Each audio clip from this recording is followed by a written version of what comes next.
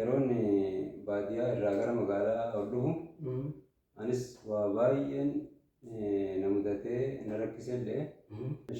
Mudannoo mana nyaataatti yookaan immoo as rakkise mana nyaata yookaan immoo bakka warri mana nyaataa ilaalcha isin qaban yookaan immoo waan isaan isin doggoran jettee yaadda maal fa'a qabdanii? Dura tokkoffaa dhugaadha naannoo mana nyaataa kanatti rakkoon inni guddaan namni baadiyyaa yeroo dhufu nama magaalaatiin walii galuu dadhabe naannoo mana nyaataa kanatti. Sababni isaa maali?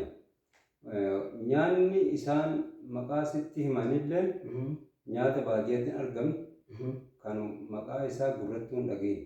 Yeroo magaalaa dhuftanii mana nyaataa dhufnee nyaata gaafanna.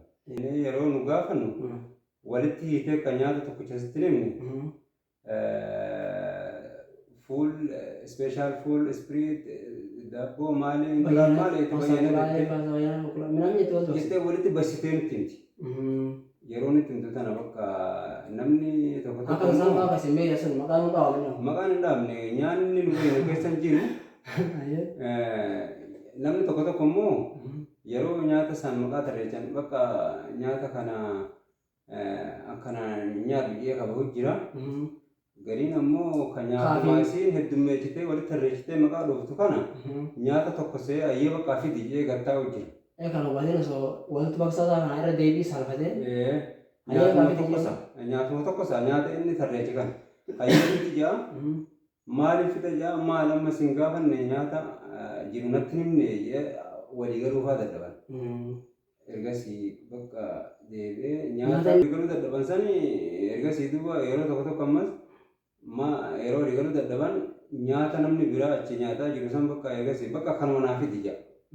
Kamajaa argisan fa'a. Kamajaa argisan maqaa dha'uu dadhabe. Walitti naqanitti hedduu isinitti himanii isaan akka kuchisiisan yookaan balleessan waan ta'eef kanaaf warri mana nyaataa dhageessanii jirtanii yeroo mana nyaataa uummanni keenya keessattuu baadiyyaa ol seenee dhufee isin gaafate addaan baasaatii itti hima.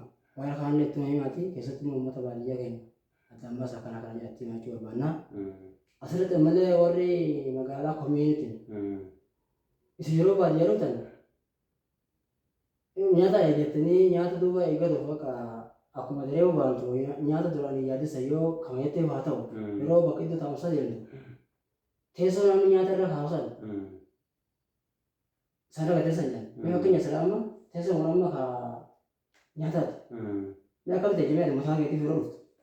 Anamma yoon taa'u teessoon maraan babbareeddi maraa teessuma irra taa'amatti fakkaatti anamma yeroo dhufu. Yeroo eeggattee silaa wanta dhawaanii jesan bakka yeroo haati fidetteni gamana deemtu waa nyaatu.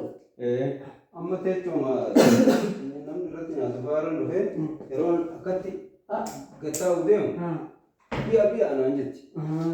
Ati yeroo taasise maal hojii yookaan maal ilaalee waan jiituun saate jechuudha.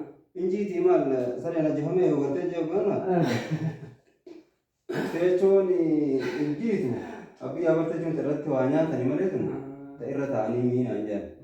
Irratti waa nyaatan maal asirratti waa nyaatanii isin maal waan itti waa nyaatan meeshaa hin qabdanii yeroo jiru warabbii asanii miti waan irratti waa nyaatan ta'an jedhu irra kaa'atu malee nyaata sana fidanii irra kaa'atu malee sanii miti duuba dabrii taa'ii kanaan jetti.